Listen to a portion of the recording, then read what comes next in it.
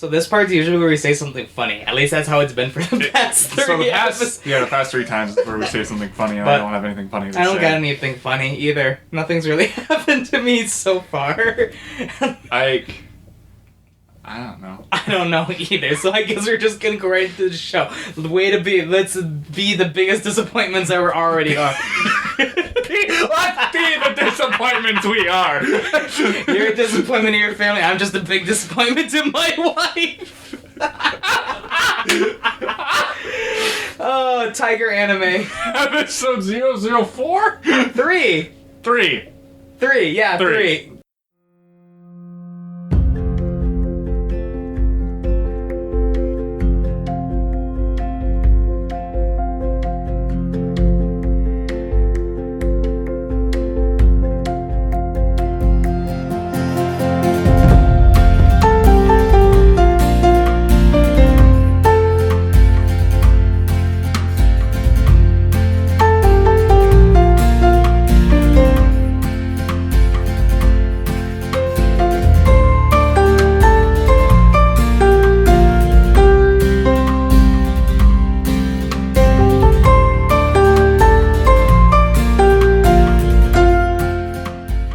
I paused this time to make sure that we got it, because that was a pain in the ass.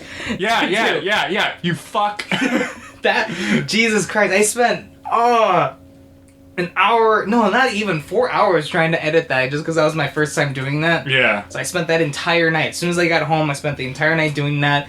I uploaded it, and then for people that know, something happened with the upload where it cut off like the entire last 20 minutes of the episode for whatever reason. Yeah. It just happened, something just happened while I was just converting the file to an MP3 format, and that was literally it. Yeah, I think just something happened with it. So I got that fixed right away, so I apologize to all the listeners that downloaded us right away. Yeah, and I found out when you told me, I'm like, I'm at work and I don't have the audio file. I know. Luckily, though, I saved every single portion that I did. Like, I have like 6 files on my computer, just that I didn't want to mess up. Because that's about how much you get when you're finally done. And so I'm like, okay, I can delete this one, this one, and this one. I can keep this one. I can keep the edit file, and I can keep this. So that's a little behind the scenes for everybody of the work that goes through. And if you've seen, I don't know, do you check out our page at all? When I Yes, I do. Did you see the thing I put at the bottom apologizing Arash is trash? Yeah. Yeah. So before we get into the reviews, I think it's, our usual format that we're trying to do. Yes. Keyword trying. We're trying. Trying to keep it as best we can. Trying to do is, I guess, a summary of our miserable lives. Yeah. Yep. The interesting portions. The interesting portions. Yeah. So, I guess I'll start since I made my list. I think you started last week. Yeah, so actually you start this week. I'll start this week. So, instead of buying the new Resident Evil game, I actually bought Rainbow Six Siege. I saw that. Yeah. I've been seeing you play that on Steam. How's that? I've actually really enjoyed it. I've been looking for something that gets me mad when I play. Believe it or not. I need a rage boner now. Yeah. Well, because, I play Overwatch so much, and that's just a fast-paced, run-and-gun-'em game, I don't even know if I could really consider that. I mean, yes, it has shooting in it, obviously, but I don't know if me personally would consider that, like, FPS. It's still an FPS. It's still an FPS. It's a character-based first-person shooter. It's a MOBA without the little minions, I'd say. It's a MOBA without the terrible MOBA interface. Yeah, exactly. But I've been wanting something because I got over Battlefield 1, like, after a week. I haven't played that since the game came out, and I did enjoy that game. But I've been wanting something a little, I guess, more strategy also. Yeah. Because I stopped doing competitive in Overwatch. I got Platinum, by the way. Jesus. Yeah. I haven't done the competitive at all. I just reached Platinum, so eventually I'll get Diamond. That's my goal, is to get Diamond. But I get mad at this because this is just one of those games where, oh look, this person literally put 3 bullets into a piece of cardboard so it has a hole like the size of a quarter that he can see through, and he sees me. Great, now I'm dead. I hate it. And I love this game so much. Sounds like my love-hate relationship with video games, too. Yep. And I actually just downloaded just a free Steam game called Dungeon Fighter Online off Steam. It's like It's a South Korean MMO. Oh, okay. That's like a 2D scroller in terms of like just the old fighting games. I mean, like also like maybe like Terraria. Like Streets of Rage. I haven't played Streets of Rage. No, I don't. That's what I've heard is compared, but so far it's kind of fun. I just did like 3 dungeons, which are basically just 3 arenas just to walk through. I beat up a bunch of squirrels. Awesome. Yep. Okay. So, it took me a second to realize what you said there. Squirrels. Squirrels. Die, you fucking bastard. I shot them. I picked the class I picked the class that uses all the guns. So I'm shooting things. So that's pretty much my week. I've been playing a lot of Rainbow Six Siege, and I'm probably going to continue to because I'm really enjoying it. Yeah. Yep, so that's my week. Not much going on. Yeah, it sounds like it. My week was probably compared to yours a little bit more. Well, actually, we'll talk about anime like shows we're watching. Mm-hmm. Let's make that a new segment.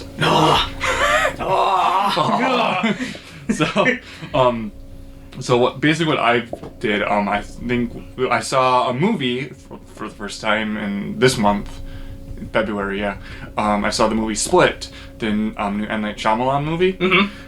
Actually, pretty good. Like, I would actually recommend that movie. It does have some. It's the one where the guy has multiple personalities. Oh, okay.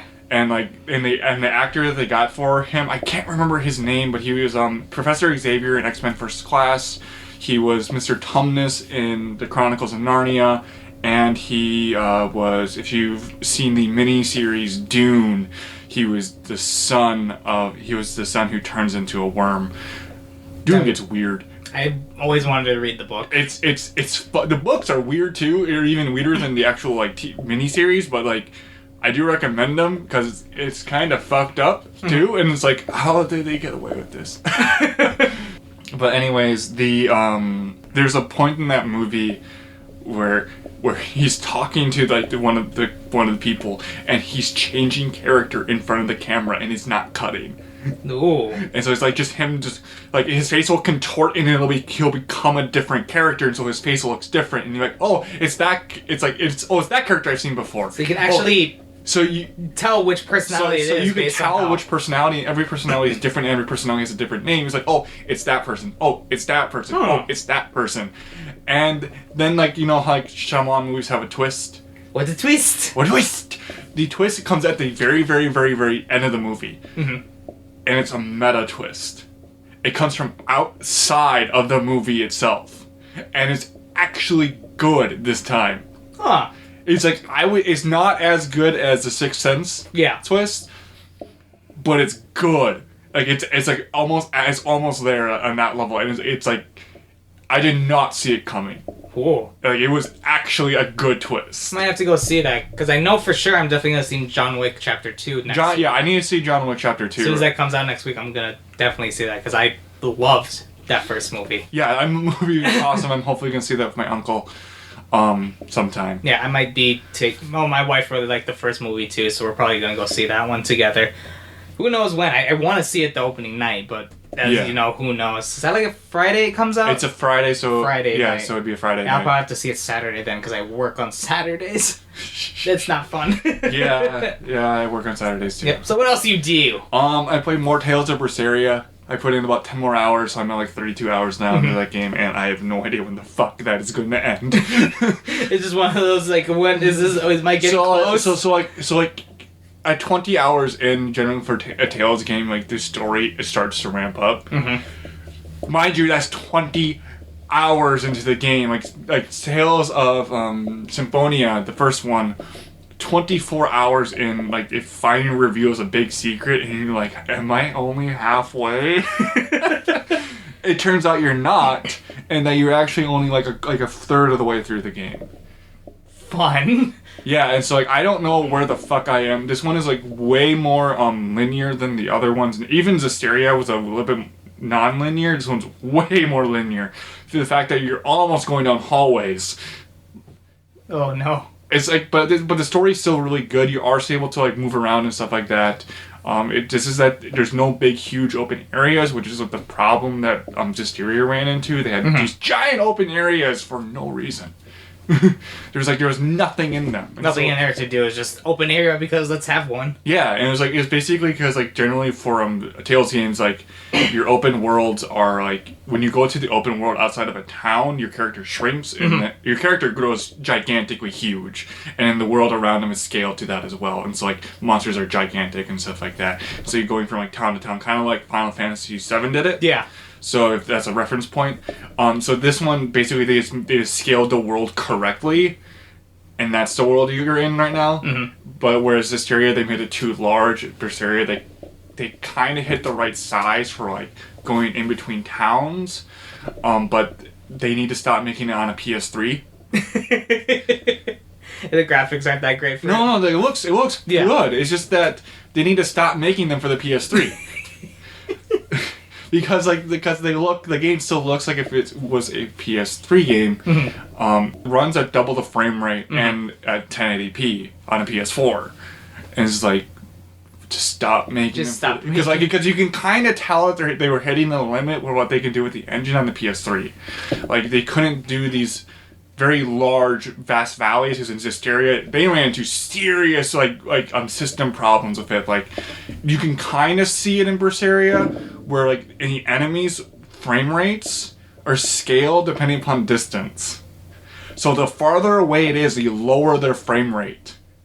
So you feel like they kind of held themselves back by putting it just on PS3 also? Yeah, then? just put it on the PS3 because like at one point you can tell like, oh, that's running at 5 frames a second, and then as you get closer, like you can see the frame rate start jumping up for that monster, and then as you get really closer, it hits 60.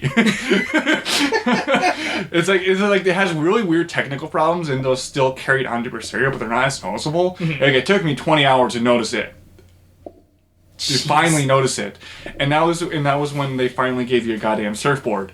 A surfboard? So one of the problems that you also run into with those big open areas, and this is in Xillia, I've played it quite a bit. Yeah. In Xillia as well, is that like it takes her fucking ever to get anywhere. Xillia 2, they solved it by giving you a sprint button. Zestiria, they solved it by giving you nothing. AKA, they didn't solve it. And in Berseria, they gave you at about the 25-hour mark, I want to say, you're 25 or 26 hours in, you run into it. It's a story beat where they run into like there's these people, small little people dressed up as cats called Cads. Yeah. With Z. And they said, hey, we found this tablet thing in a ruin, and you can ride on it. I'm like, what? and so basically what you do is you have to find a point on the map that you just hit it, and like it's basically the progress blocker for this thing. And so you just hit this mark, and then you just hold the R button, and you ride on this tablet like a surfboard, because it's basically like a hoverboard from Back to the Future, but it's big fucking stone tablet that glows blue, and you just ride on it, and if the monsters are low enough, you'll kill them instantly. That's great. Because so I'll just be riding around and it's like, dead. Like I get no experience, no items, but who cares? It was too low to bother me anyways. I might have to get it for my PC. Yeah, I got it for PC too. I'm actually going to beat the story mode on normal on the PS4 because that's where because it took 4 extra days for it to come on PC, and so I'm like, I don't want to wait. Yeah. And so I'm putting in time on the PS4, and then for the PC, I am going to play on the hardest difficulty I can, and then start and try to 100% the game. Nice. Because this is the first time where the actual characters and story make me want to there's actual motivation. I want to actually solve this character's problem, and I want to see how this gets solved through this side quest. And so I get more characterization that way, and I'm actually interested. And whereas with other Tales games, I don't give a shit. or actually I should say as in most other games, the collectibles are just collectibles to collect. This one they have character-based motivations attached to them, which makes me want to do it. So yeah, I recommend the game because actually I now at 32 hours in, the characters have earned the humor that they have. Yeah, well, we've been talking about it for the past, I think, ever since we started this. Yeah, because that's when it came out. That's when it came out. Is when we started this podcast. Yeah. So I mean, you're getting close to convincing me to actually buy it. I recommend getting it. It's only $50 on Steam. Only $50. It's better than 60. That is true. I might have to wait till a Steam sale, because I know usually a lot of the Tales games go on sale on Yeah, Steam. they generally do. And so I probably will buy Tales of Symphonia Chronicles on it as well. Because I kind of want to start over, and playing that game on a giant TV hurts. Yeah. Because this is... You just need to play it on a smaller screen. Yeah, I need to play it on a comfy chair. Yeah. On a smaller screen, and I also need to get a new chair. Yeah. But yeah, that's Tales. That's my Tales of minute. Your Tales of minute. Yeah. Jay's Tale minute. Just Tales minute. Yeah, my week was busy, and I have a lot. Yeah. I met some old friends, like old friends, or my old name when I was like 5 years old. We got together, had drinks, and went to a bar, and that was super fun. That was a lot of fun. The sports bowl was yesterday. Yeah, and then also the sports bowl was yesterday. Yay, go sports team. Go sports teams. I still need to get the T-shirt that just says sports on it. Well, there's a T-shirt that I need to get from a veteran company that just says mandatory fun shirt. Because when I was in the military, there's events that we had to go to that were, hey, it's get together, it's optional, but not. Oh, yeah. Yep, so the company made one that says mandatory fun shirt. Okay, that's cool. Yep, so I'm going to have to get that for stuff I'm gonna like have to that. get one that says sports on it. Besides that, I got some purchases this week. What did you get? Yeah, because you ordered a bunch of stuff. Yeah, I actually did.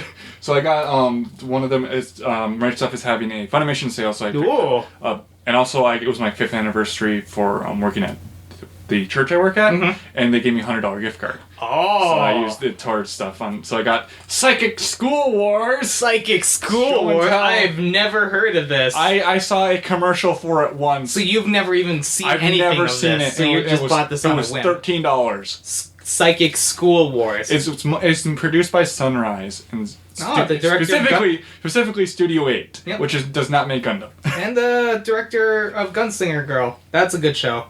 I like that show. I did not care for that one. I didn't care for it either, but I like the slowness to it. Yeah. I thought it would be more action, but it turned out to be very slow. Yeah, I think I wasn't expecting. I wanted more action, and it turned out to be slow. I'm like, I think it's just, it's like, I want something. You have to be in the right mood for Gunslinger Girl. Yeah, I've watched it at some other point. A friend of mine owed me money. Ooh. And so you beat him up and took his lunch money? Yes, I did. No, I used it to get. Oh. Yeah. This is the. I can't see it. Yeah. But this is. I got the Madoka Magica movies 1 and 2 import. You'll have to take a picture of your thing and post it on our Facebook for people to see what you got. Oh my god. Yeah. Oh. So this was the one that Aniplex imported over, so it has a translation booklet for the materials booklet. It's really cool looking. I only had to pay $20. Are you? Gee. Yeah. Well, because how much does this go for usually? It retailed for over $100. Yeah, which isn't bad. Yeah, for 2 movies, it isn't bad. Yeah, this is the first 2 movies, isn't it? Yeah, the first 2 movies, the compilation movies. Because I already own Rebellion, and I've been wanting to get this for years, but I just never had the money or the opportunity to get it. Yeah. So now I do. And then I finally got Kizun Monogatari Part 1. Oh! Which we'll have to watch together. Yes, I definitely been wanting to see this. It's only 60 minutes long. Yeah. Might really be nice. next time, because I got to pick up stuff after this. Oh, darn it. But yeah, so those are some of the things I got. I also have the light novel Overlord Volume 3 coming, and then I have a new light novel I found called The Isolator. Mm-hmm. I don't know the author for it, so I don't know what other things they did, but I've been trying to find new light novels to read, and this one doesn't have an anime for it, so I'm like, I'll check it out. Because they might be making one. Yeah. Sometime in the future.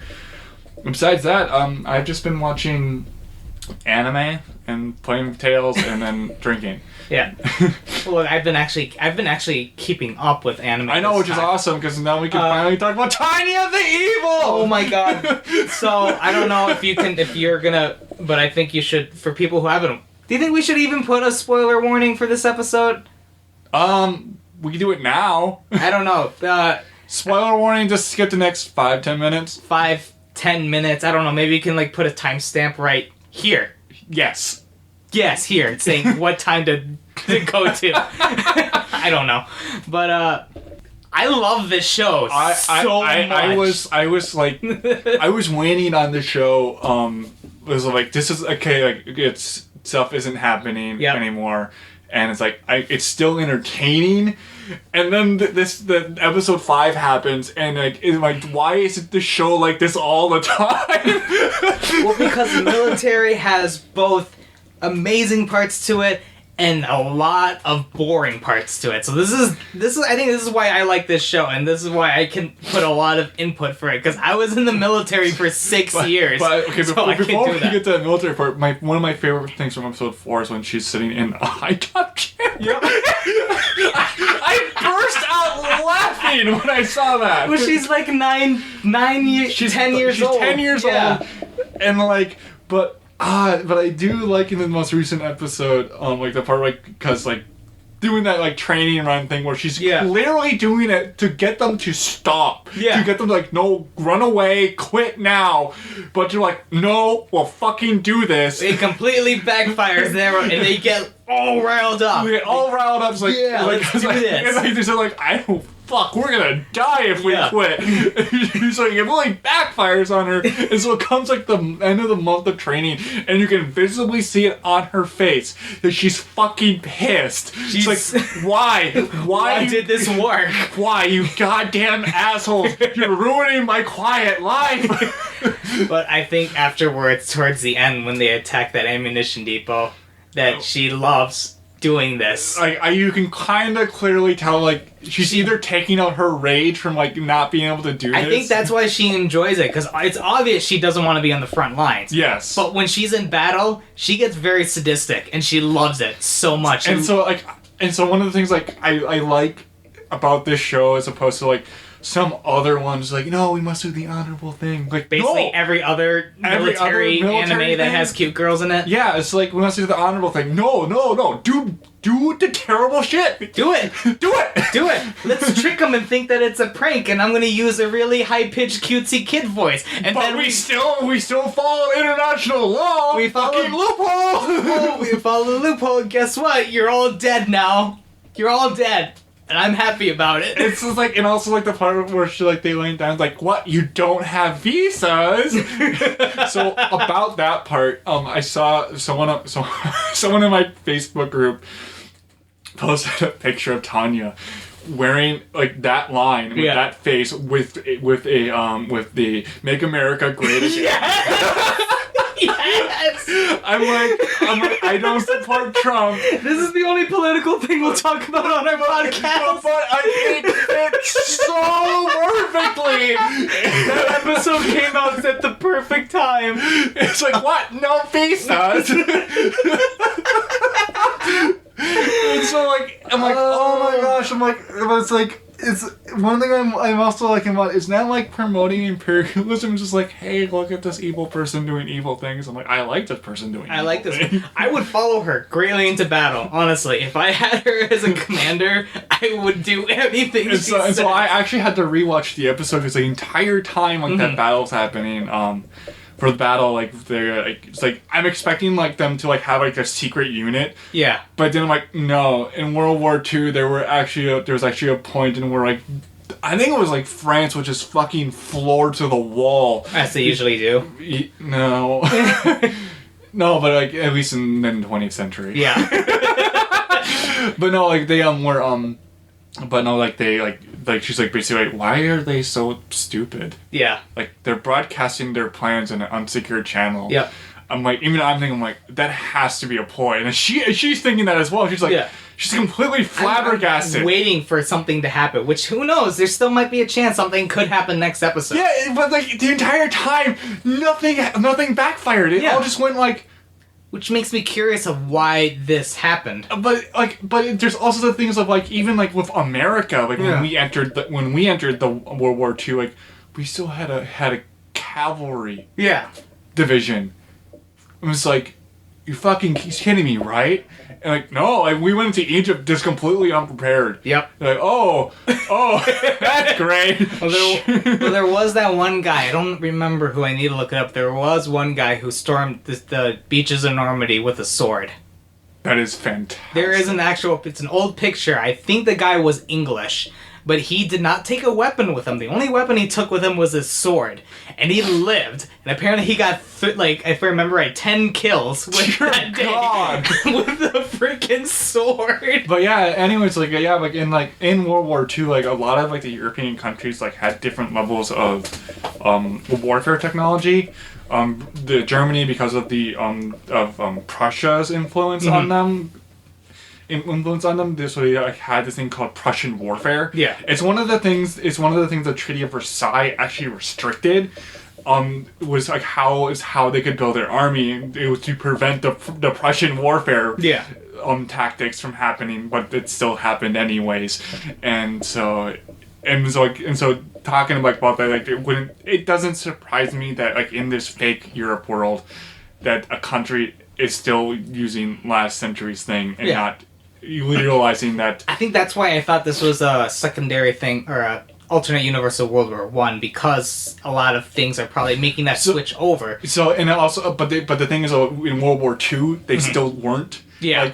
Like people severely underestimated the importance of aerial warfare, and even in naval warfare, it completely changed with the use of planes. Where the point where entire battles happened and the two fleets never saw each other. And I'm like, what the fuck? So I'm really excited to see where this show goes to. But yeah, I'm excited because it completely fucks with my knowledge of World War II. Yeah. And I took an entire semester on it. And I don't remember as much, but I used to just study it for fun back when I was. That's what I did too. When I was a wee little lad. I used to study the war for fun. But no, I'm enjoying the show way more than I should. Yeah, like this is like, fuck. I can't wait for figures to come out. I'm gonna buy. I hate all the designs of the characters. Oh, I love them. I love the designs. The one Moe girl, she's completely out of place. Her gigantic eyes, her lips bother me so much. The way they draw them, just her gigantic eyes is like. Why does she look like that? All the guys look like they belong in that world, but not her. I think that's the point, though. I think that's the point, because in my career, I've met tons of people exactly like her, where they just seem like they don't belong at all. Yeah, she really doesn't belong there, and then and it's, but she's also like the point where the training starts and the artillery is coming. She's like, she's already just digging. She's already just digging her hole. She knows what's coming. She's like, nope. Fuck this shit. But yeah, I like that. There's a lot of small. You don't really see much of a lot of shows, like small details. They're done through the actual animation itself outside of Kyoto Animation. And so it's really nice to see those details, like her just digging that hole. In the background too. It's very obvious, but you can just see her, all the people are talking amongst themselves, and you can see her pretty much in every shot. Just grab a shovel and then run. Moving, putting your magic thing on it and just start digging, and it's in the background as people are talking, and the next shot you actually get focus on her is when she's already in the hole. She's just sitting there no. Not again. But yeah, that's our Tanya the Evil. I can't wait. But besides that, I've been watching Aka, which is so nothing much is happening. Yeah. Dragon Maid is so great. Yep, I've been watching Konosuba. I'm still enjoying that show. I could not get into the humor of that show. I really like the humor. And let me say something about Konosuba Season 2. The animation and the art took a major drop. Yeah, because it switched studios, right? Yeah, but I mean, I watched a little bit of the first episode just to kind of compare. First season looks gorgeous. This looks like crap, honestly. And it works. That's the weird part. It's dirty animation, very dirty looking art a lot of times, but it works. It fits with the style of humor that they're doing that I really like about it. Yeah, I think I'll have to now that I understand, I've been getting what people like about the humor of it. I'm I might have to go back and kind of change it because I just couldn't stand at least the first episode a lot of self-deprecating humor. I'm I'm not enjoying this very much.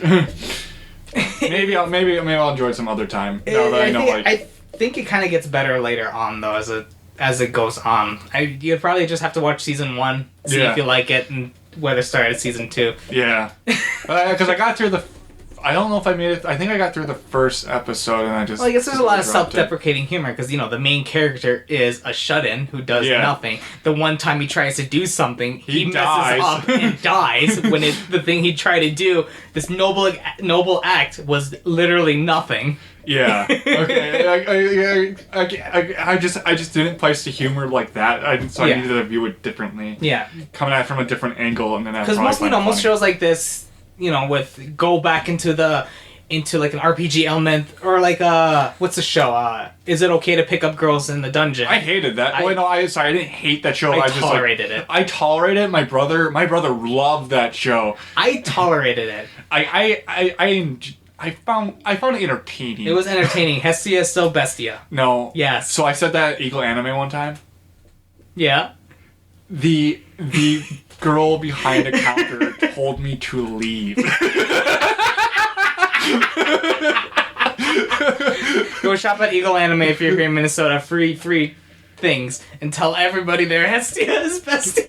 Because I was with a group of friends and I just like hey come over here and it was like I think it was okay to a dungeon like mystery boxes. Yeah. And at this point I go, Hestia is bestia. and the head goes like, no, leave.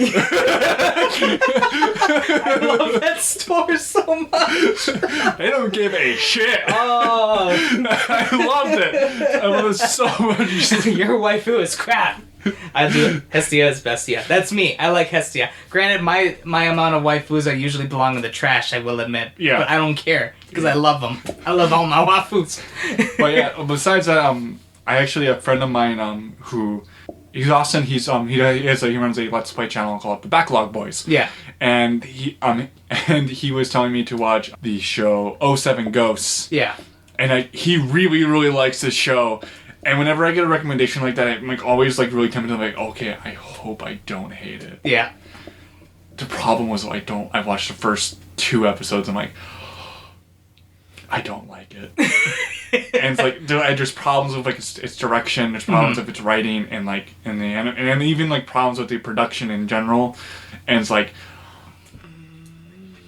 See, I feel like a lot of anime though starts off like that. The thing is, it's like. I'm like, okay, maybe the first episode felt rushed. They're rushing through the story to get to the point. I'm like, okay, hopefully this guy's not like Tomino, where that's the entire goddamn thing, and that's all what his Gundam shows are like. But the second episode did not start off kind of with the same pacing, and I'm like, oh, I hope it slows down at some point because they really need to stop and start explaining stuff because they're throwing out words and what the fuck, things happen and I had no idea why. Things just were happening and I'm like, what is going on? Why is this important? You're not explaining any of this shit. Okay, what's a scalv? Okay, okay, now he's running away. What is going on? I honestly had no idea what the fuck was happening. And then, he needed to stop and characterize them.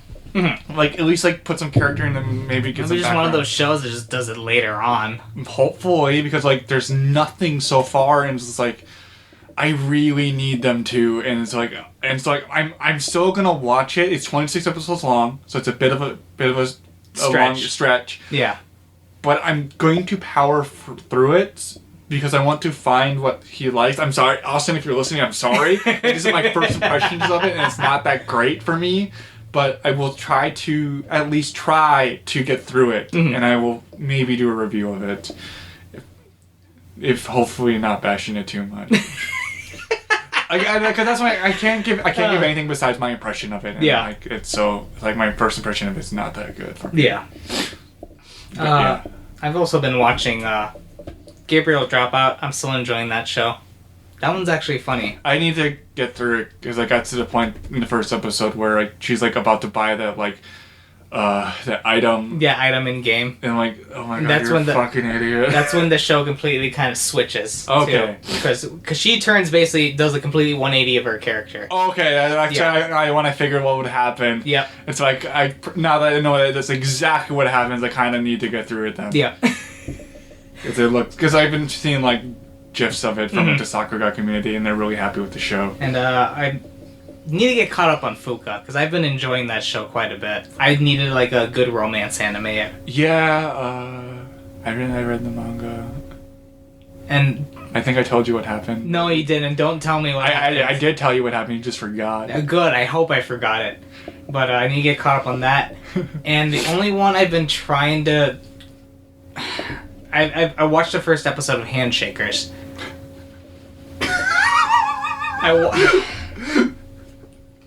That first episode, let me tell you something. I really like the character designs. I really like the art of the show. The art is gorgeous. But there's this one scene where one character is listening to music. I don't know if you've seen the gif of it. Yup. So I saw like I think I was into the ANN cast, and they said, and Jacob like says like, I have never seen a show look so bad in 5 minutes. Yeah. Yeah.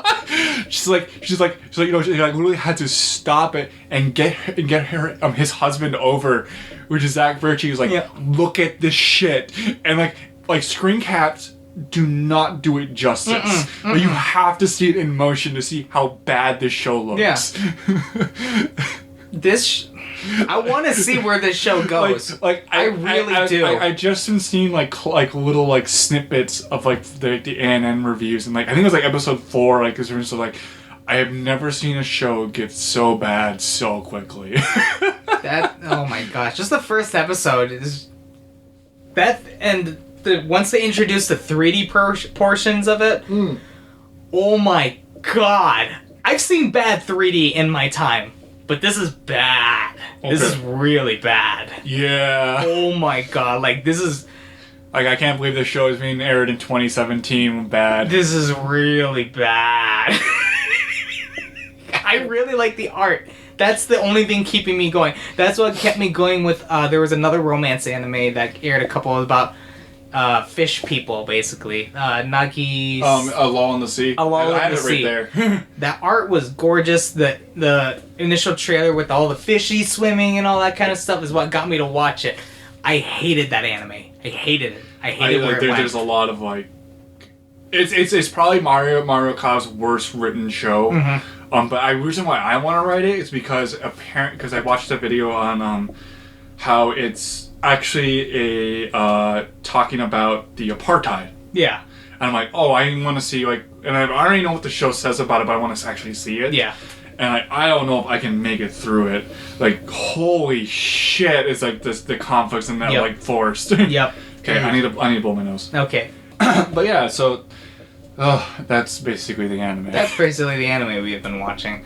Well, might as well go off to news. The first thing I want to talk about is, since we talk about Tanya the Evil, is that in Japan, for Valentine's Day, they're having a special, a store called Akihabara Gamers is offering cookies for Valentine's Day. Oh. And they're going to be the type of cookies that you get in military rations.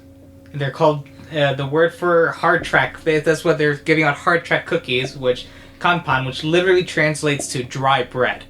Now, if it's the type of food I'm thinking of from MREs that we have here, MREs stand for Meals Ready to Eat. It's what they give us to eat in the field. If it's the type of bread I'm thinking about, I really hope they have cheese with it. Oh. And let me tell you, it's the cheese we get is not that great either. Oh. And I know that for stories I've heard in the military about food, like, it's common for people to put a lot of ketchup on it. I wish we got ketchup in those things. They give us Tabasco, so we get like tiny little vials of Tabasco sauce sometimes. But I think they stopped giving those as much because people would put them in their eyes to keep them awake. Oh god. Yeah, sometimes it just gets that hard that we have to put Tabasco sauce in our eyes to keep us awake. Oh god, that's awful. We find weird ways to keep ourselves awake. Yeah, I have some stories from my friend who was in the Navy that I need to tell you about, but not on the show. Yeah, so that's what they're giving out, is just cookies. I just found that interesting for me. Yeah, that's funny. And they're planning a live action Attack on Titan stage play. That doesn't surprise me. This is just one of those things where I just want to see how and why. It's gonna be really cheesy. And why? Because of money. I just want to see, because there was that, all I can think about is that Spider-Man musical where the guy is flying around on the wire and the wire breaks and he breaks his leg. I forgot about that. For those of you who don't know, a couple years ago they decided to have a Spider-Man like Broadway musical. And one of the gimmicks is that Spider-Man's actually swinging around like the audience and he's on a wire. Well, on opening night when they previewed it, no, this was before they actually opened. It was preview night. When they showed it off to people who had a bunch of money, that the Spider-Man was swinging around and the wire broke and he fell like, I think I want to say like 30 feet from the air and broke his leg. Oh, that he was pretty high up. So all I can think about is this happening, because I can just imagine them just flying through the air on just wire to do those types of scenes. That's funny. That's how I can imagine it. But another thing is, as you know, for people that play Final Fantasy 15, Square Enix really likes the brand Cup Noodle. It's very obvious. Well, they decided to do a little partnership to celebrate 30 years of boss battles. So what they're doing is that on the Cup Noodles they have pictures of various bosses from all the Final Fantasy games. You got Sephiroth, the newest one for the newest game and whatnot, a couple other ones, and you can buy a pack of them for about $55. Dear God. Yeah, $55 for Cup Noodles. It's sold as a set. I have no idea. Looks like 15 different Cup Noodles, so you can come with it. So if you really like expensive noodles, then you guys can get this. And the last thing that I want to talk about that I'm really excited for, that I didn't know about this. I figured you would have told me.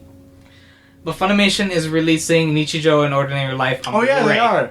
Like in 3 days. I completely forgot. In 3 days. By the time this goes live, it'll be 2 days. But actually, it comes out tomorrow. Yeah, it was like tomorrow. Or today if you're listening to it on Tuesday. Today if you're listening on Tuesday, Nichijou is out right now. And for those of you who have not heard Nichijou, what the fuck is wrong with you?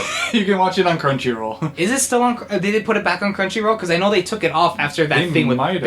So the story. No, because like I watched it on Crunchyroll. Yeah, but that was before. Because for those of you that don't know, back when Bandai was still a thing, Bandai used to release anime here. They used to own things like Haruhi. They own Nichijou. They own Lucky Star. They just out of nowhere just said, "Hey, guess what? We're done. We're just not airing. We're just not releasing any more sets at all." Nichijou is canceled. The last volume of Lucky Star is canceled. So sucks to suck. So that's why Funimation got a lot of stuff like Dot Hack, Haruhi, and Lucky Star. So I'm really excited because Nichijou, unless you've been under a rock, everyone should know at least what Nichijou is. Because I'm excited because this was gonna come out, but then Bandai went out of business. Yeah. I mean, it was on the parent company that shut them down. It was But yeah, Nichijou is actually not on Crunchyroll. Yep. I just checked. Yeah, I think they took it off after that thing with Bandai fell through. No, it didn't. They had it on there for Did they? They probably had it on there until Funimation got the license for it. Yeah. And who knows, it might get it back on there now that they have that. Yeah, and but it should be on Funimation's site. They're releasing a subtitle only release for it. Mm-hmm. So it's I'm a little bit cheaper that way. Sub for Funimation because I know they kind of got rid of their thing where you can either choose sub or dub, if I remember right. Now it's just one. It's actually just one thing. It's cheaper. It's cheaper than it was for both of them at the same time. But I have a bit of news. Ooh, this is breaking news too. So this news came out today. So the Attack on Titan season 2 is going to be premiering on April 1st. That gets me scared. That gets me really scared. Yep. And also it looks like Funimation has the streaming rights for it. I don't know if their Funimation Crunchyroll's partnership. This deal may have been done before that because Funimation made a lot of money on Attack on Titan, and they're not going to let that money go to waste. I was wondering if they were on the production committee for it because that would be kind of cool. Yeah. Because that means that they would be able to do some more behind the scenes stuff like they did with Dimension W, but I don't know if they did. But they did post the official Japanese trailer when it first came up. Yeah. And then now Funimation posted the English version of the newest key visual, which is awesome. And then And so they also announced that they would be streaming it with a simulcast. The only problem is I'm scared of is that they picked the kind of worst day to do that on. Yes, it's a Saturday. That's a good day. Everyone's home at work. But April 1st.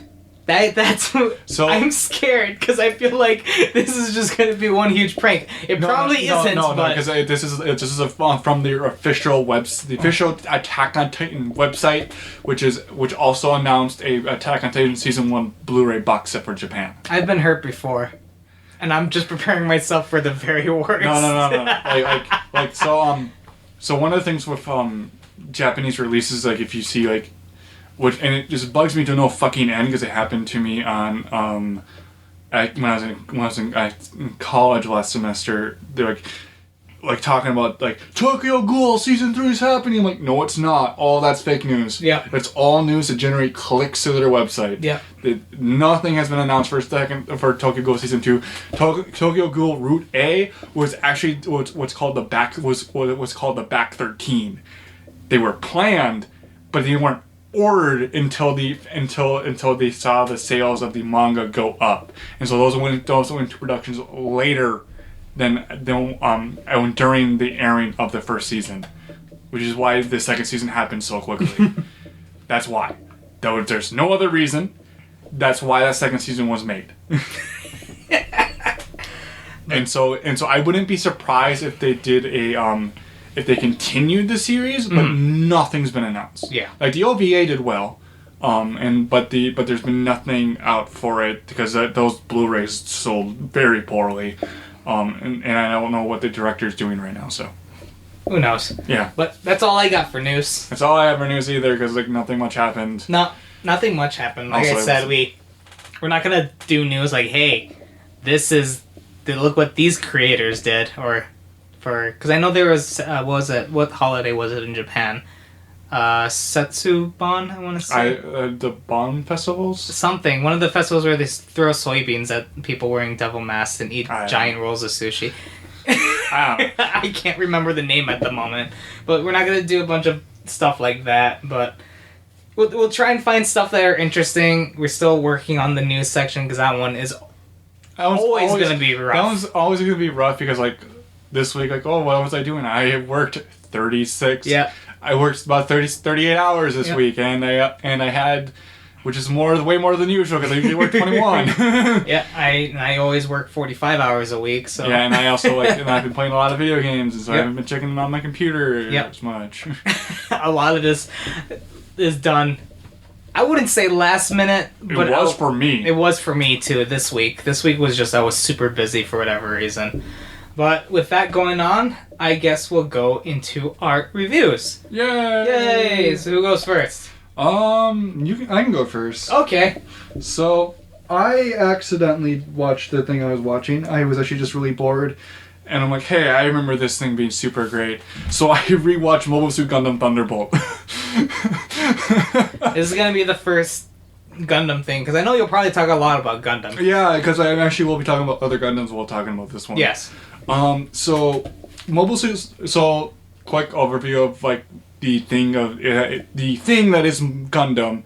If you've been under a rock, or you just are insanely intimidated by it, because I know I was, and looking for a place to start within the Gundam universe is actually really difficult. I would say this one is actually a really good one, as long as you get a little bit of background about who the players are in it, which you do need for this. You do need to know who the Earth Federation force is. Earth Federation, not the Earth Federation force. Earth Federation is, and who the Principality of Xeon is. And you just need a basic understanding of and also like their backgrounds and what they stand for.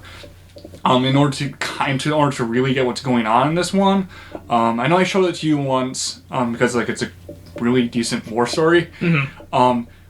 But this one takes place in the Universal Century timeline for Gundam, which is the main timeline for Gundam. So that it starts in 0079 or UC 79 is when the original Gundam starts, and the original Gundam ends in 0080. And then that's the time period called the 1 Year War. It's like the entire series is the entire war, basically. And how, in the background of what that war did, one of the things that happened was the Principality of Xeon, which they are the space noids, or they live in the space colonies that just outside of Earth, like in between the Earth and the Moon, and around the Moon as well. So like a good portion of space, but Earth is still right there. Yeah. And so the Xeons they represent, they want freedom for the space noids. Like, in other words, they want to be able to get them their own independence and not have the Earth Federation control them. So like basically, it's like basically like if you're like basically like they're basically colonies. They are colonies, they're space colonies, and so they want to be able to rule themselves. Whereas the Earth Federation doesn't, because they get supplies from them, and their economy would collapse if it didn't. So there's a lot of geopolitical stuff in Gundam as well. This one kind of throws all that away and doesn't focus on that, because that's what a lot of it gets bogged down with Gundam. Even like the Gundam Unicorn, which is really, really good, still has a ton of that in it, because there's a lot of character motivations and stuff like that. But just to kind of the scale of this war, the colony, like imagine like the Citadel from Mass Effect. That's about the size of what these colonies are. They're huge. They can fit millions of people. One of those was dropped onto Earth with people still on it. Nice. And it's actually kind of like one of the biggest events in it, and they actually talk about it a hell of a lot in Unicorn Gundam. They actually reanimated it. And it is a major event where millions and millions of people died, and I think it was Char who was the one who did it, and Char's freaking boss. When he's on, when he's not in Gundam, it's kind of not fun, and then when he's in Gundam, it's like Char's back. But no, Gundam Thunderbolt, back to Thunderbolt, takes place in the Thunderbolt sector of space where there's lightning in space, so it's kind of cool. And so it deals with Side 4, which is the colony that was there, gets attacked, because it was part of a trade route, and so the entire thing is a battle over a trade route, and so now that's kind of the backstory with it. So Mobile Suit Gundam Bolt, instead of like focusing on the experience of kids going through war, and also the political backstabbing that takes place, and says focus on the two groups of the Principality of Xeon and the Earth Federation, and fighting over that trade route during that 1 Year War. So it's Universal Century 80, and it actually goes from probably the beginning of that year to the end, and it goes until the end of the war. And so the story, instead of obviously focusing on huge, big geopolitical battles between like the things, it's just two groups of soldiers. And mainly two soldiers in particular. One is the Daryl Lores and Ace Xeon sniper, who at the beginning has already lost both of his legs. Mm-hmm. And then also Leo Fleming, a mobile suit pilot for the Federation. And they quickly become rivals, and throughout the course of the movie, or the 4 episodes, depending upon which version you watch, they start to become more and more wrapped up in their own conflict with each other, to the point where they actually start to become addicted to fighting, and actually warfare itself, while at the same time denouncing it when they're not fighting. Mm-hmm. But they still want to go out and fight each other, and they actually pushes themselves to do extremes that they normally would never do. And so then also the rest of the cast has a similar thing happen to them, and whereas time goes on, they start to blow out of importance the importance of what they're doing. So it goes from just them doing a job and protecting the trade route, making sure the supplies are able to get through, to having it be like the most important thing that will decide the fate of the entire war. Mm-hmm. Which it never will. All it will do is if they get wiped out, it would just mean that Xeon loses a trade route. Yeah, and that's it. It's almost a nothing thing to the whole grand scheme of things, but because of how humans are, the longer you're in a conflict, the more important it seems to you.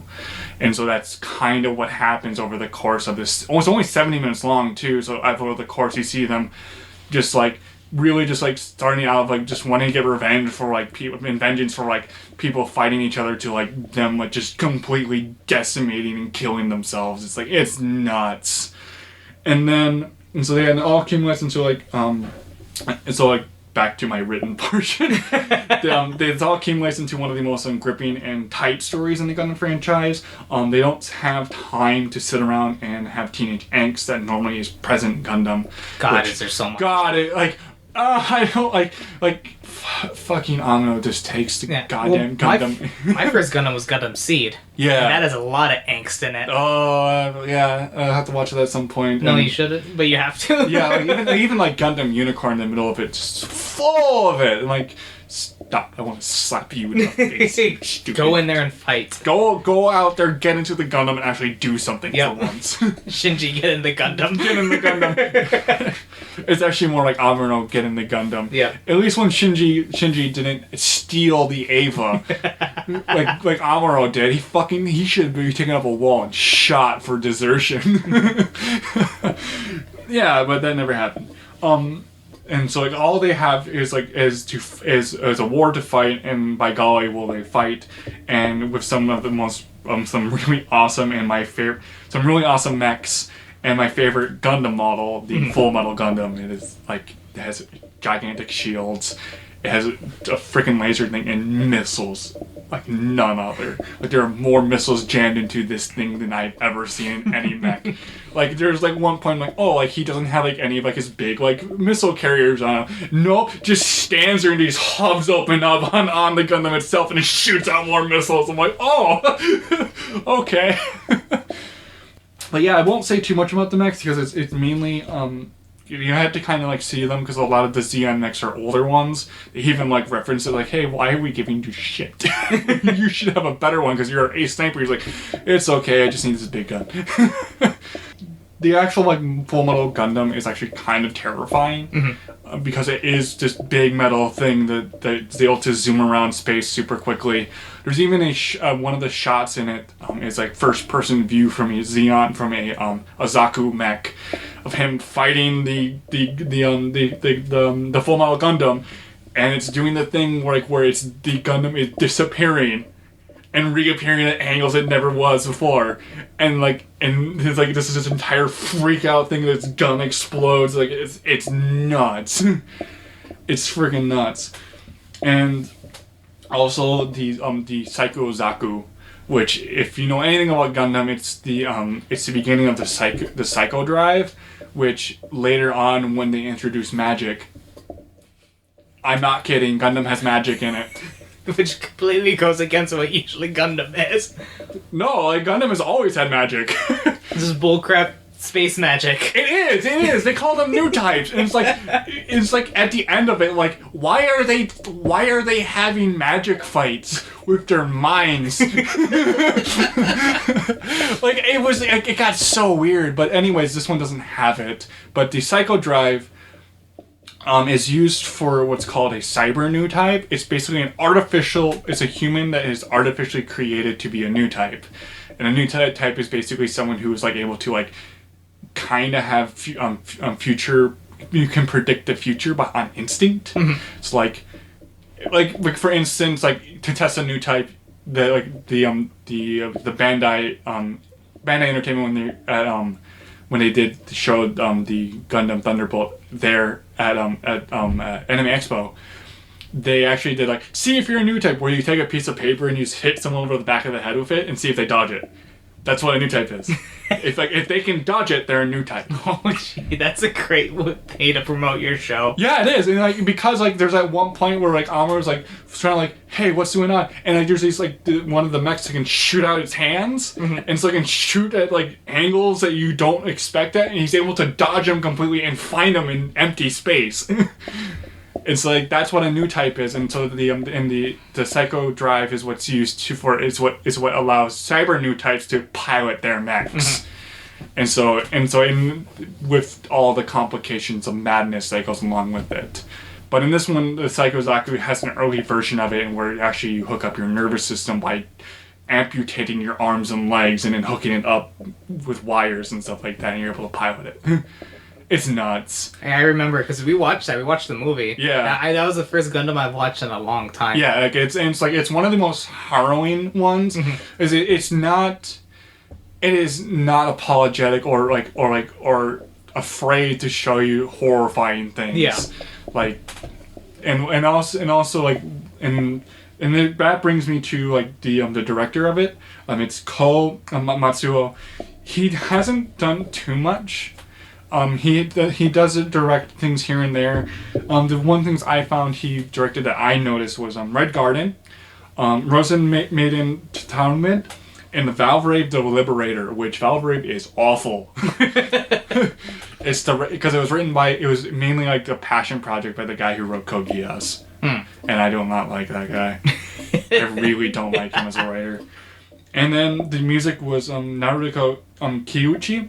I'm butchering these names because these are the Narushi Kikuchi. As you can tell, we're not Japanese, nor can we pretend to pronounce them. And the only other thing that he's done music as like he played the saxophone for Trigun, and for Trigun music, and he did one other thing where he plays a few instruments. But the only ones he's written music for are Thunderbolt, and Lupin the Third, the woman called Fujiko Mine, which is the Sayo Yamamoto show. And his soundtrack is a mix of freeform jazz and 80s pop and what's the other type of music? But like all the music is amazing and good.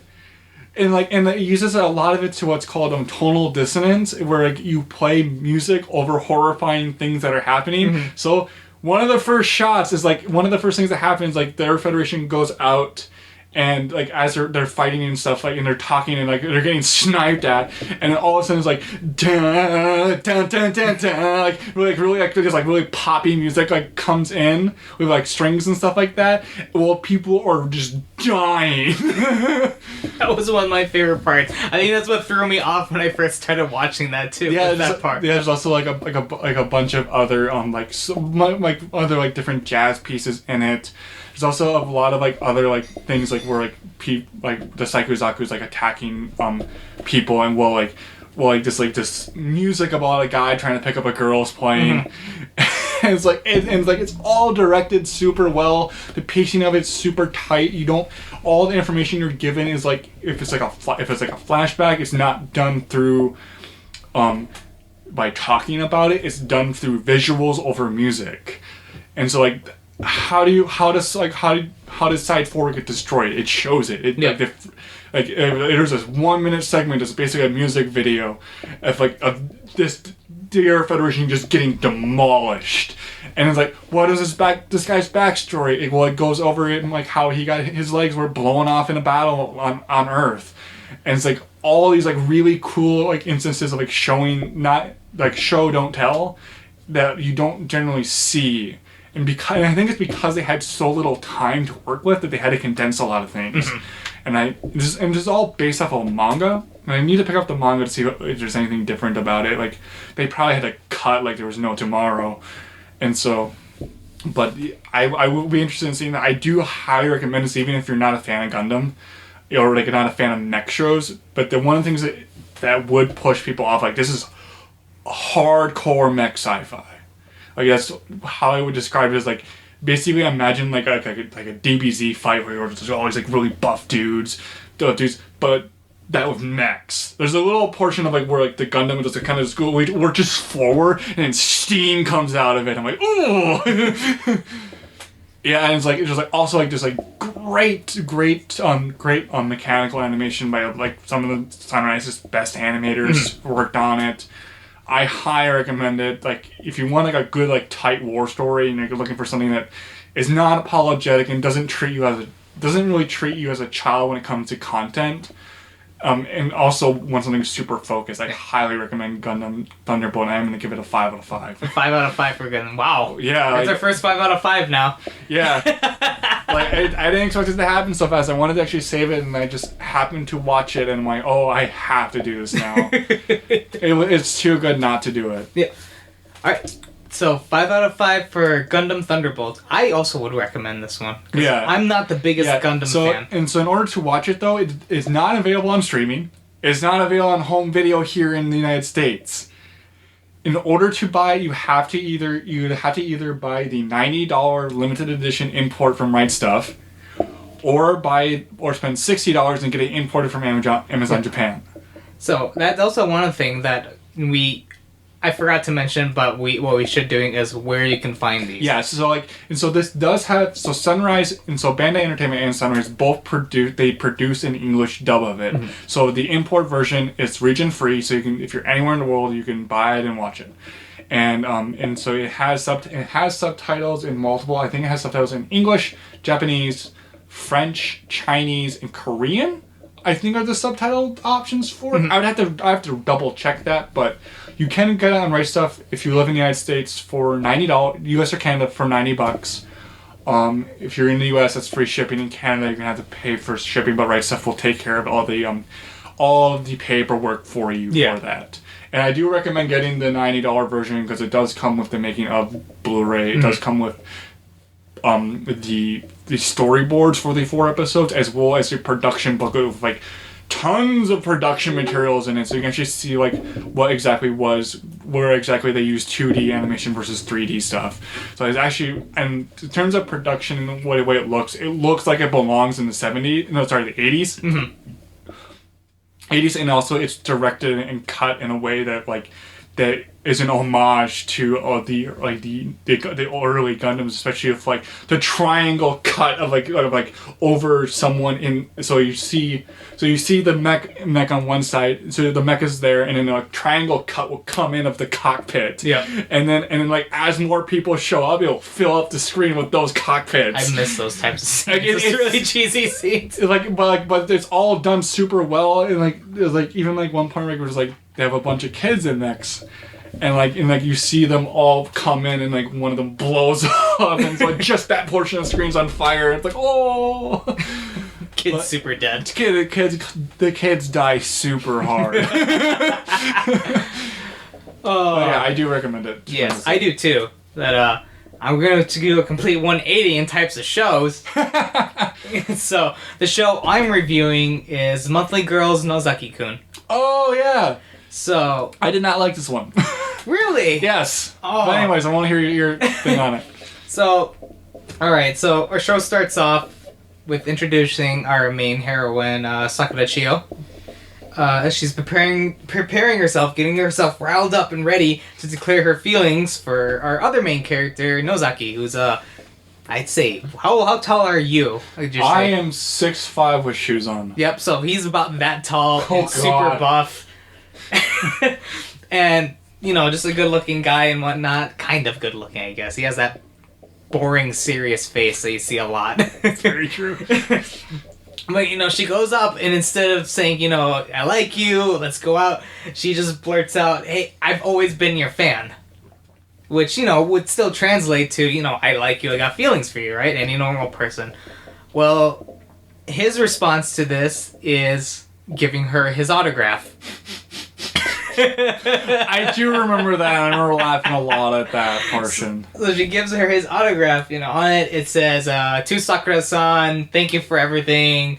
Yume no Sakiko." Now this name's gonna be important later on, because obviously this guy's Nozaki. His name is Nozaki, but it's a completely different name on it.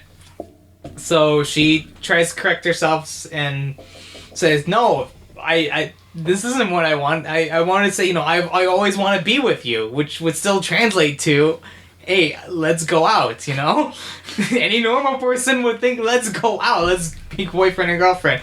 So then he's like, oh, cool, you want to come over to my place?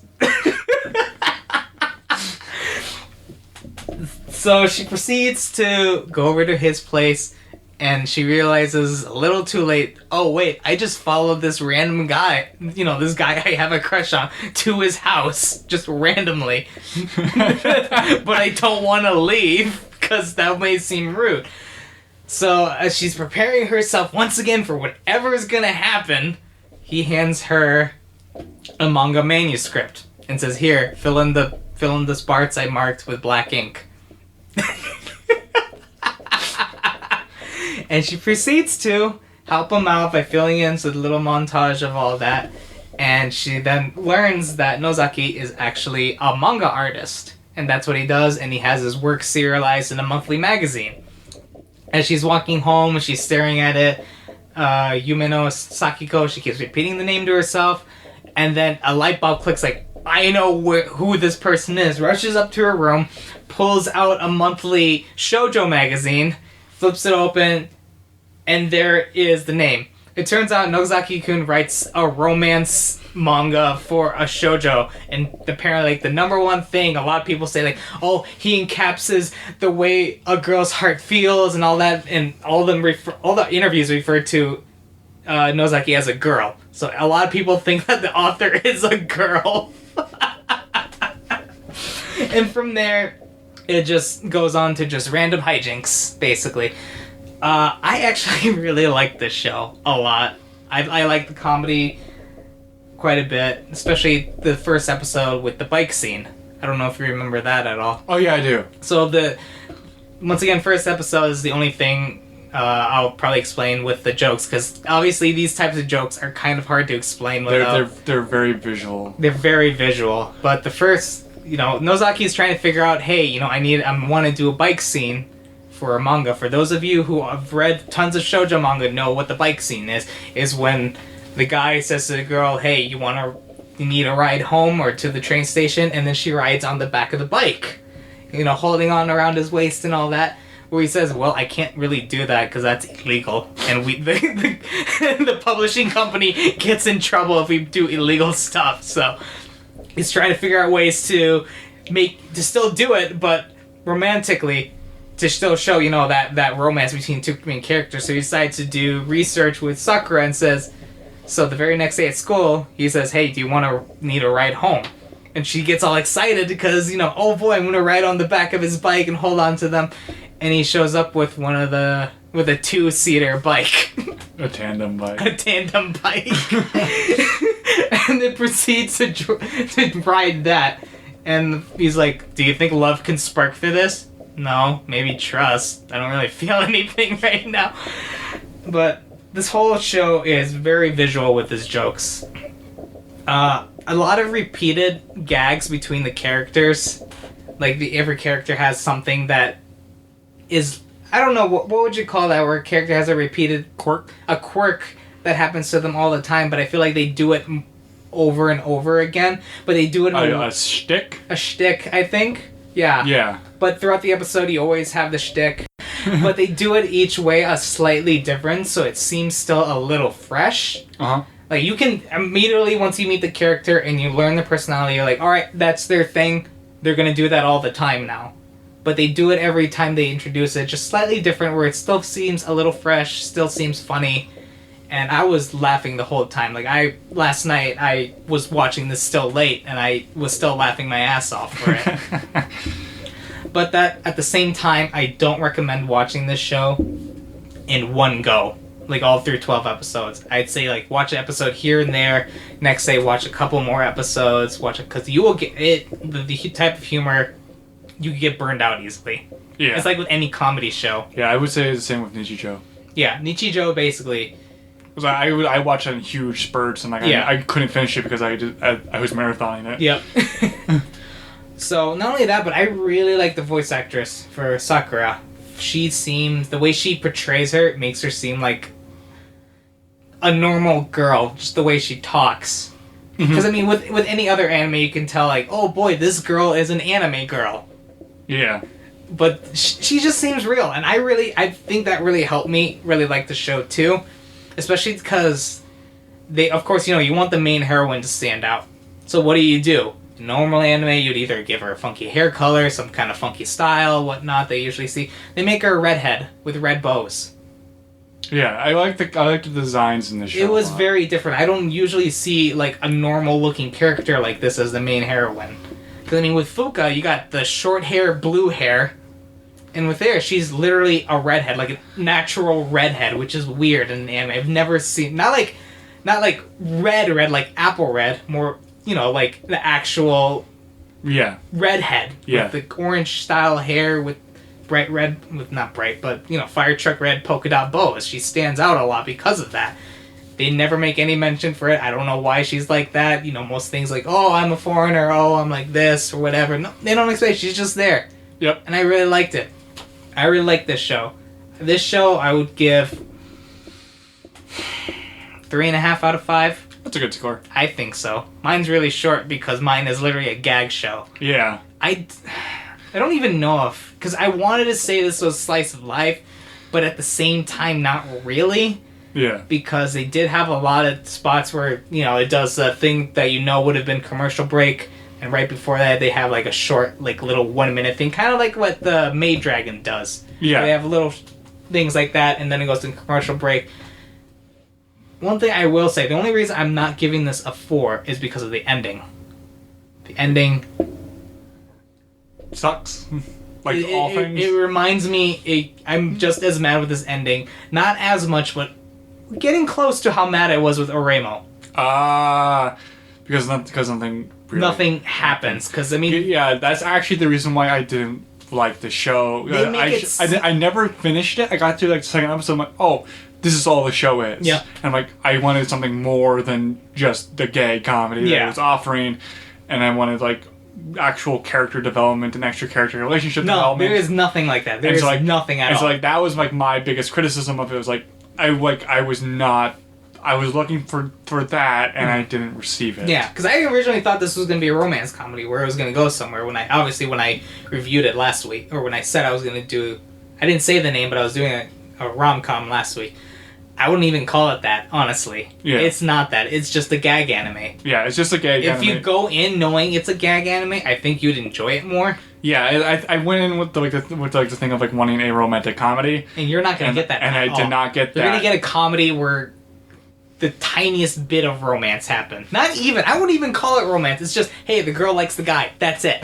That's all it is. It's an entire like plot convenience to get them together. Yeah, the ending. The ending gets it, and what made it worse is that the preview for the last episode on episode 11 makes it seem like something big is gonna happen too. But nope. No, it just completely just shoves it like, guess what? It doesn't happen. Everything's still the same. But I was okay with it actually. Unlike Oremo, I was actually okay with it. The way she worded it afterwards, after the thing that might have happened, she says something at the end. And the way she said it and what she said was like, you know what? That's fine. Because they're still high schoolers. Yeah.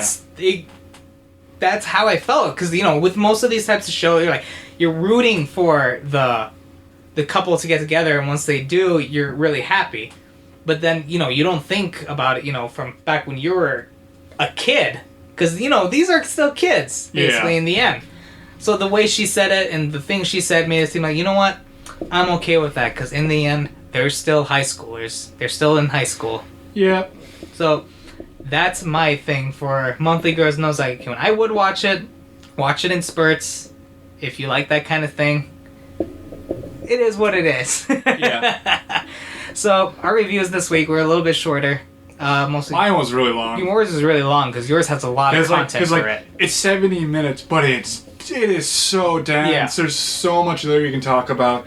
But it's like, it's like with yours, it's like there's a lot of fluff to it. There's a lot of fluff. And there's a lot of like for yours experiences, like the experience of watching it is more telling than actually talking about it. Yeah. But like most mine's like you can talk about it and like yours has a lot of stuff, but I think this was a good balance. Which inadvertently became a good thing. Yeah, overall it became a good thing because who knows how long this is going for now. But I should mention I do own the $90 edition. Yeah, we're selling this right now. Everything that we do review, even if we say you have to import it, we own it. We own it. We physically own it. We either physically own it or we've watched it on like Crunchyroll. Or yep. So like I said before, everything is going to be legal. Which means we can either watch it on Crunchyroll, Hulu, Netflix, or we physically own the copy of it from Japan if it's not available here. Yeah, I'm going to be minor spoilers, but I'm trying to get the box set for Hyoka while I'm in Japan, so I can actually watch it, and I just have to find subtitles for it. And I'll need to buy a Blu-ray drive for my computer. Yep. Which I've been wanting to do for a very long time. Because that way I can review this puppy. Oh, yes. That thing. That's going to be a good one. Yeah. Oh. Yeah. I guess that's the end of our show.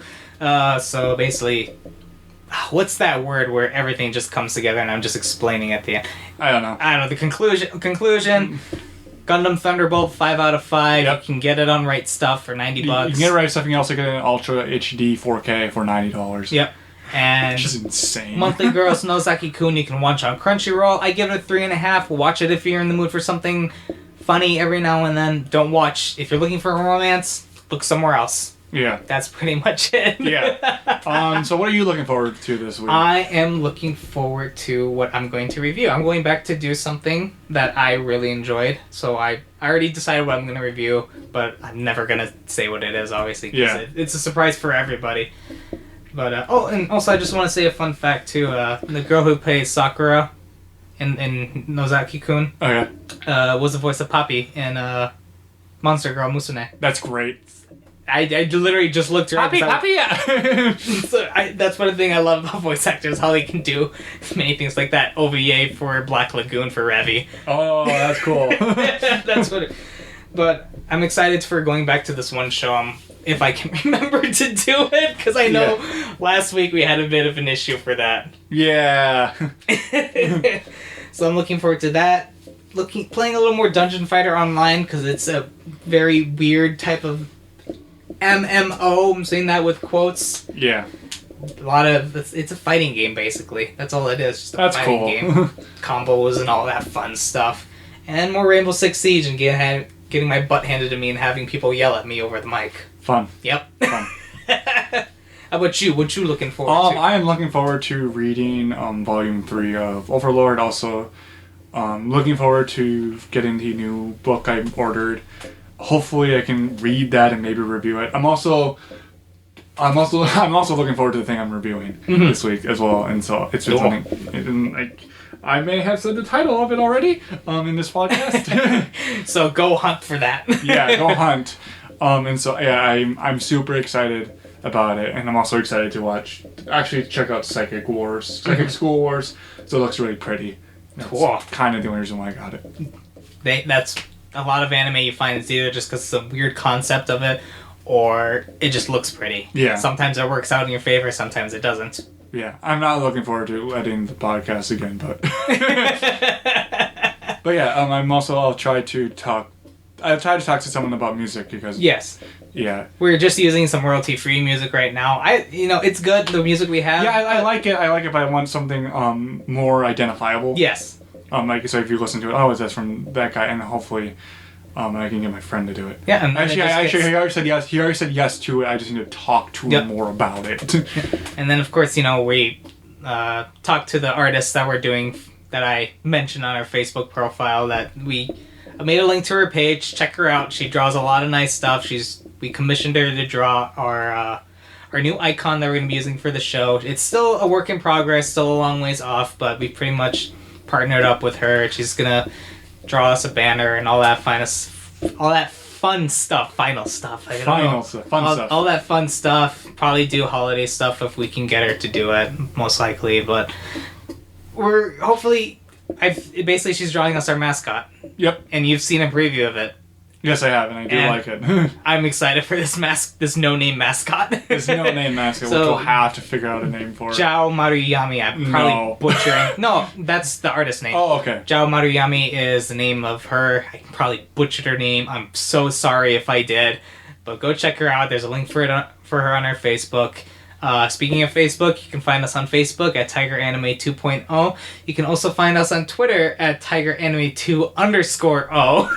It's so weird when we have to do this. But you can actually just search Tiger Anime 2.0 and it still comes up. And it still comes up. But also you can email us at tigeranime2.0@gmail.com. You can also find us on iTunes, Google Play, and TuneIn. If I remember, I'm probably butchering that. I made a post on our Twitter. It's another podcast hosting site if you just want to stream us and whatnot. Just, more ways to get us out there.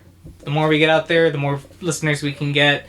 The more we can get you guys more content eventually. The more that we can get you more content, we have hopes and dreams of. We have hopes and dreams. Hopes and dreams, like someday of like getting some other stuff done. Getting some other stuff. Doing like more extra content besides just this podcast. Yep. Which would be really fun to do. Yeah, there's a lot of stuff we hope to do one day, but that involves us eventually getting sponsored. Yeah. But that's the more share us with your friends, share us with your family. The more we get shared, the more chance that we have to get sponsored, and if we do get sponsored, that money will just be funneled right into production. Everything, every dollar we'd make would basically... Every dollar we at least for a very long time would, because unless we can make enough to live off of it. That's a big if. That's a big if. Me being married and wanting to get a house, that's a big if. Yep. But that's our thing. I think I pretty much said everything of every way you can find us. Yeah. So yeah, share us with your friends, share us with your family, share us with your dog, whatever. Yeah.